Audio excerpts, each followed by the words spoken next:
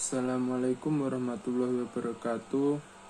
Kali ini saya akan menyampaikan atau membagikan tentang apa yang sudah saya pelajari dan saya dapat dalam mata kuliah fikih konseling. Yang pertama yaitu definisi usul fikih.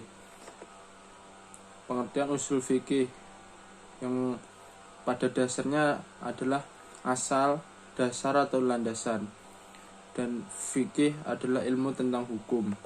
Jadi usul fikih adalah seperangkat kaidah atau teori metode berpikir yang digunakan sebagai dasar dalam proses penetapan hukum dari sumber atau sumber dalil-dalilnya secara terperinci.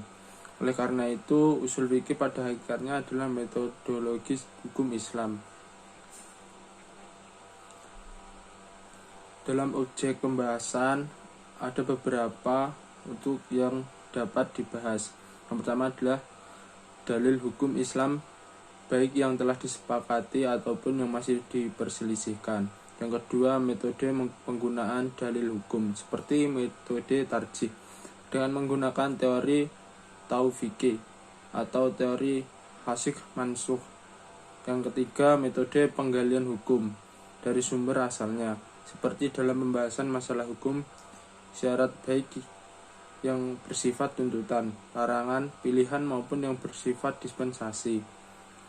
Yang keempat, kriteria orang yang berhak melakukan penggalian hukum dan sebeluk-beluknya seperti masalah mujtahid dan ijtihadnya. Yang kelima, pembahasan teori yang dipakai untuk mengistinbatkan hukum dan metode untuk mengaplikasikan teori-teorinya.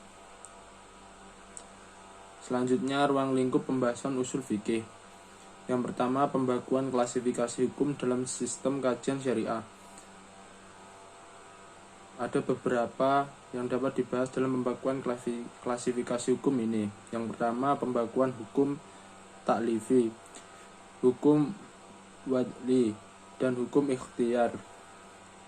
Lalu pembagian istilah-istilah teknis yang lazim dipakai dalam pembahasan syariah seperti ijab, fardlu, nad, syah, fasih, batil, ibah, karohah, rukhsah, azimah, syarat syah dan syarat wajib, syarat hakiki dan syarat ja'li dan sebagainya. Lalu pembahasan tentang siapa pemegang otoritas hukum atau al-hakim dan objek mahkum alaihi atau mukallaf.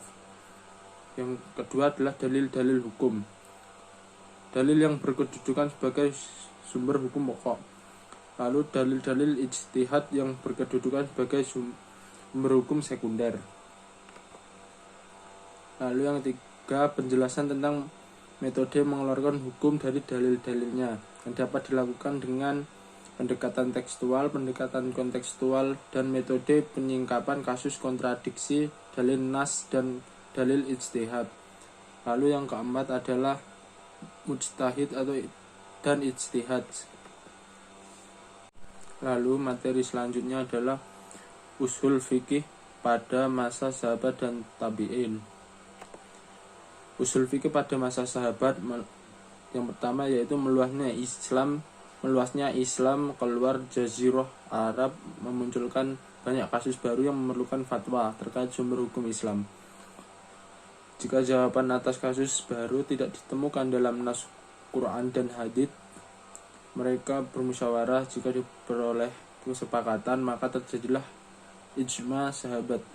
Jika kesepakatan tidak tercapai, mereka maka berijtihad dengan menggunakan qiyas, istislah, dan sadzoriyah. Lalu contoh qiyas, pembaiatan Abu Bakar sebagai khalifah pertama.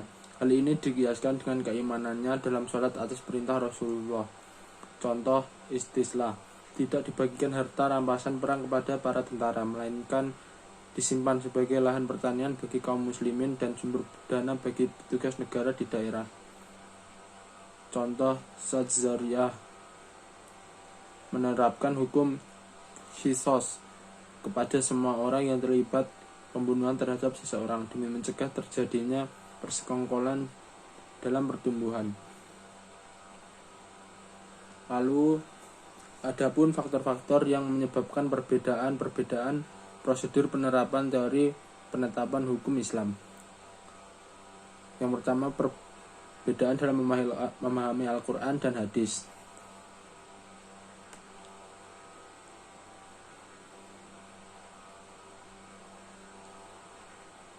Lalu ada juga perbedaan dalam menerima hadis dengan menggunakan teori tarjih terhadap riwayat yang kuat. Contohnya adalah Sayyidina Ali bin Abi Thalib menerima hadis setelah perawinya mau bersumpah bahwa dia benar-benar mendengar hadis serupa dari Rasulullah Shallallahu Alaihi Wasallam. Lalu ada perbedaan dalam menggunakan metode ijtihad bil ra'yi, seperti contoh kasus seperti orang laki-laki yang menikah seorang wanita yang masih dalam keadaan iddah dari suami pertama dan diceraikan karena pernikahannya dianggap tidak sah.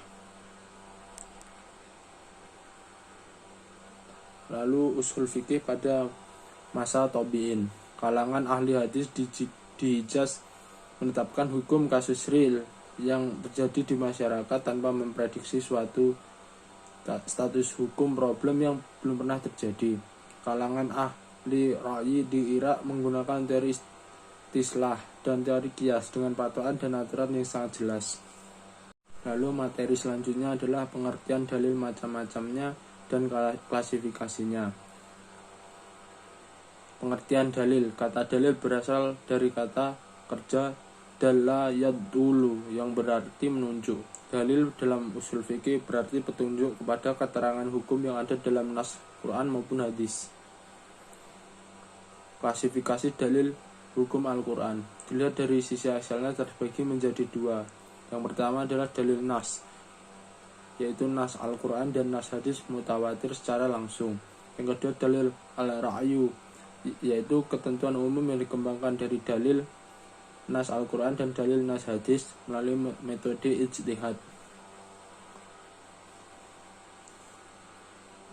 Lalu dilihat dari sisi daya cakupnya terbagi menjadi dua, yaitu dalil kulli, yaitu dalil nas yang isinya mencakup banyak satuan hukum, bahkan sebagian besar hukum sejenis tercakup di dalamnya.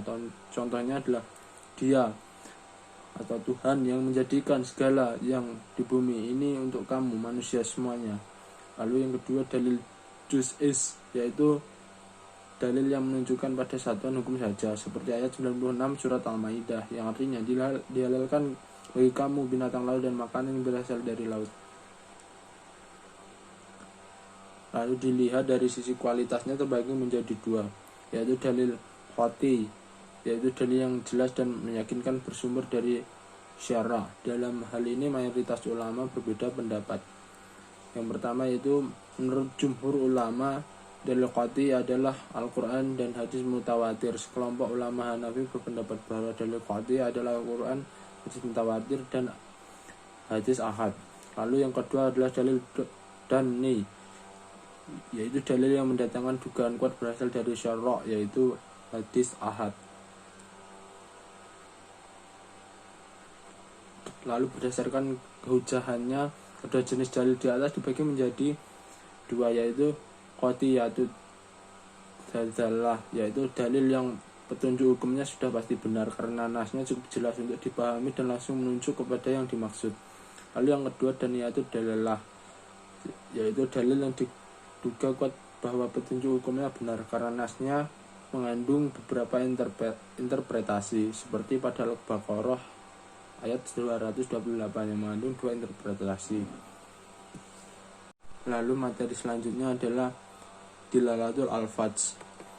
Maknanya secara etimologi dan istilah adalah dilalat berasal dari bahasa Arab, yaitu kata dilalah, bentuk masdar atau kata dasar dari kata kerja dilah yang berarti menunjukkan. Secara istilah dilalah adalah suatu pengertian yang ditunjuki oleh lafaz. Dilalat didefinisikan sebagai penunjukan suatu lafaz nas kepada pengertian yang dapat dipahami, sehingga dengan pengertian tersebut dapat diketahui tentang ketentuan yang dikandung dalam dalil nas. Perbedaan ulama Hanafi dan Syafi'i. Menurut ahli fiqh mazhab Hanafi dilalat terbagi menjadi 4 macam, yaitu dilalat ibarah, yang kedua dilalat isyarah, yang ketiga dilalat al-nas, yang keempat dilalat al-iqtida. Sedangkan menurut ahli fikih mazhab Syafi'i dilalat terbagi menjadi 2, yaitu mansukh dan mahfum. Menurut mazhab Syafi'i, yang pertama mantuk. Al-Syaikoni berkata bahwa al-mantuk adalah suatu hal atau hukum yang diterangkan oleh suatu lafal sesuai bunyi lafal itu sendiri atau menurut apa adanya. Contohnya adalah tentang ayat anjuran wajib menepati janji di surat Al-Maidah ayat 1, yang artinya, hai orang-orang beriman, tepatilah janji-janjimu. Lalu ada mantuk zahir, yaitu lafal yang artinya berbeda di antara 2 arti, tetapi salah satu di antaranya lebih jelas atau lebih zahir. Dari sini dapat dipahami bahwa zahir adalah suatu dalil yang memungkinkan atau bahkan memerlukan takwil supaya tidak terdapat kesalahpahaman, sehingga artinya bisa lebih sesuai dan serasi. Yang kedua ada mahfum, adalah suatu hukum yang diterangkan oleh suatu lafal tidak menurut bunyi lafal itu sendiri, tetapi menurut pemahamannya atau menurut arti yang tersimpan di dalam lafalnya. Sekian yang dapat saya sampaikan, kurang lebihnya saya mohon maaf. Wassalamualaikum warahmatullahi wabarakatuh.